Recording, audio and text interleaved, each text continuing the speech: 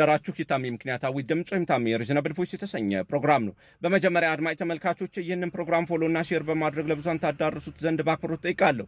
ለአሁን ይዤላችሁ የመጣሁት ርዕስ የአማራ ጽንፈኞች ምርጫውን ማሰናከል ይጠቅማቸዋል ወይስ ይጎዳቸዋል የሚል ነው። የአማራ ጽንፈኞች በአማራ ክልል መጪው ሰባተኛው ሀገራዊ ምርጫ እንዳይደረግና እንዲሰናከል ለማድረግ ከጌቶቻቸው ከሻዕቢያና ከወያኔ ተልእኮ ተቀብለው ደፋ ቀና እያሉ ሲሆን ይህ ድርጊታቸው ይጠቅማቸዋል ወይስ ይጎዳቸዋል የሚለውን ባጭሩ ለመዳሰስ እሞክራለሁ። በመጀመሪያ ደረጃ የአማራ ጽንፈኞች በአማራ ክልል ምርጫ እንዳይደረግ ቢያደርጉ ብልጽግናን መንግስት ከመመስረት ያሰናክሉታል ወይ ብለን ከጠየቅን ብልጽግና መንግስት ለመመስረት ምን ያህል የፓርላማ ወንበር ያስፈልገዋል ወደሚለው ጥያቄ ይወስደናል። ብልጽግና መንግስት ለመመስረት የሚያስፈልገው 274 የፓርላማ ወንበር ብቻ ነው። የአማራ ክልል 138 ወንበርና የትግራይን 38 ወንበሮች ምርጫ አይካሄድባቸውም ብለን ብንወስዳቸው እንኳን ከ574ቱ የፓርላማ ወንበሮች 371 ወንበሮች በቀሪዎቹ የኢትዮጵያ ክልሎች ይቀራሉ። ከነዚህ 371 ወንበሮች ውስጥ ብልጽግና 80% ቢያሸንፍ 296 ወንበር ወይም 54% አገኘ ማለት ነው። ይህም መንግስት ለመመስረት ከሚያስፈልገው በላይ ተጨማሪ 22 ወንበሮች ይኖሩታል ማለት ነው። ከዚህ በተጨማሪም በወልቃይት፣ በአዊ ዞን፣ በአማራ ክልል፣ በኦሮሚያ ልዩ ዞንና በሌሎች አካባቢዎችን ጨምሮ በአማራ ክልል ቢያንስ ብልጽግና በ65% ያህል አካባቢዎች ምርጫ የማድረግ እና የማስደረግ አቅም አለው። ይህም ቢያንስ 89 ተጨማሪ ወንበሮች ላይ ምርጫ አስደርጎ ከነዚህ ውስጥ ከ89 ወንበሮች ማለት ነው ቢያንስ 70ውን ቢያሸንፍ አጠቃላይ 366 ወንበሮች በፓርላማ ያገኛል ማለት ነው።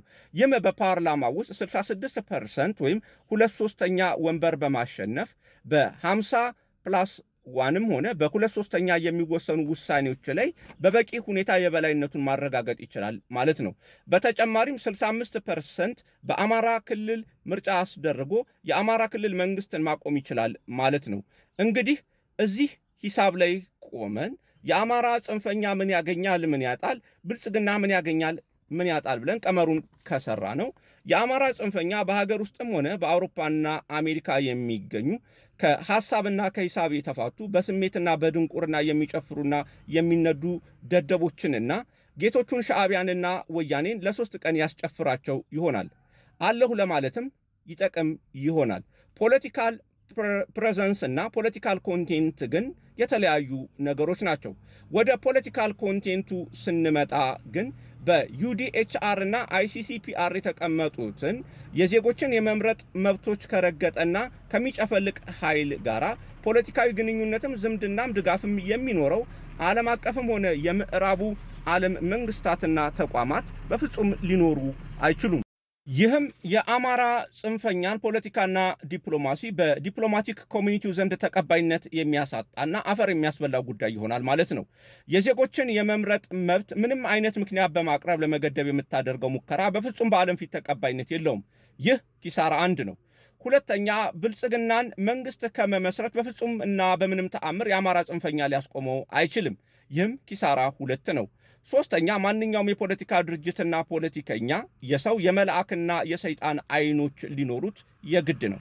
ብልጽግና ሰይጣናዊ አይኖቹን ከፈታ አድርጎ ማየት ከቻለና ከጀመረ ምርጫውን በአማራ ክልል 100% ማድረግ ቢችል እንኳን 100% ምርጫ ከማድረግ ይልቅ ቢያንስ 10%ቱን ምርጫ እንዳይደረግ የአማራ ጽንፈኛ አሰናከሉኝ ብሎ ቢቶው ከምርጫ በኋላ መንግስት ሲመሰርት የአማራን ጽንፈኛ ልክ ለማስገባትና ለመቀጥቀጥ በዓለም አቀፉ ማህበረሰብ ፊት የሚያደርጋቸውን ወታደራዊ ዘመቻዎች ጀስቲፋይ ለማድረግ ጥሩ ቀብድና ማስረጃ እንዲሁም ማሳያ ሆኖ ያገለግለዋል። ሁለተኛ፣ ብልጽግና ምን ያገኛል? 1. የአማራ ጽንፈኛ ብልጽግናን መንግስት ከመመስረት አያግደውም። ይህም ለብልጽግና አንዱ ድል ነው። ሁለተኛ፣ የአማራ ጽንፈኛ ራሱን ለከፍተኛ ዲፕሎማሲያዊና ፖለቲካዊ ኪሳራ ይዳርጋል። ይህም ሌላው የብልጽግና የሚያፍሰው ድል ነው። ሶስተኛ፣ ብልጽግና በቀጣይ ለሚወስዳቸው ወታደራዊ ዘመቻዎች ህጋዊ፣ ፖለቲካዊና ዲፕሎማሲያዊ ምክንያቶች ይኖረዋል። ይህም ሶስተኛ ጥቅሙ ነው። አራተኛ፣ ብልጽግና ምርጫ ባልተደረገባቸው አካባቢዎች የአማራን ጽንፈኛ ቀጥቅጦና ልክ አስገብቶ ካስወገደ በኋላ በማሟያ ምርጫ ተፎካካሪ ፓርቲዎች ተጨማሪ ወንበሮችን እንዲያሸንፉ ሆን ብሎ ለተፎካካሪዎቹ በመተው ተጨማሪ የፖለቲካ ትርፍ ሊዝቅበት ይችላል።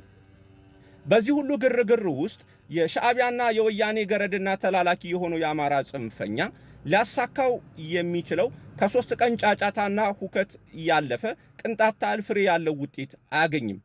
ይህ እንዴት ይሆናል? በአማራ ጽንፈኛ ውስጥ የተሻለ ፖለቲካዊ ንቃተ ህሊናና ግንዛቤ ያለው ሰው የለም ወይ ብለን ከጠየቅን መልሱ ይኖራሉ።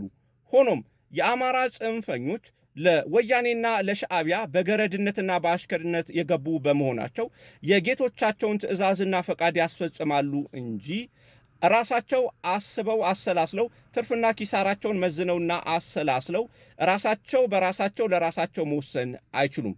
ከዚያ በከፋ ሁኔታም ወያኔና ሻዕቢያ በአማራ ጽንፈኛ ውስጥ በሁሉም ደረጃ ከላይ እስከታች መረባቸውን ዘርግተው በሁሉም ደረጃ ያለውን አመራር በቁጥጥራቸው ስር ያስገቡትና በፈለጉት ሰዓት የማይፈልጉትን አካል ግለሰብና ነቃ ያለ ፖለቲከኛ ሊያስወግዱትና ሊረሽኑት ሊሰውሩትና ሊያጠፉት ስለሚችሉ የፈለገ ሊቅ ቢኖር እንደ ጋሪ ፈረስ ወደ ነዱት ከመነዳት በቀር ቅንጣት ታህል ምርጫም ሆነ አማራጭ አይኖረውም።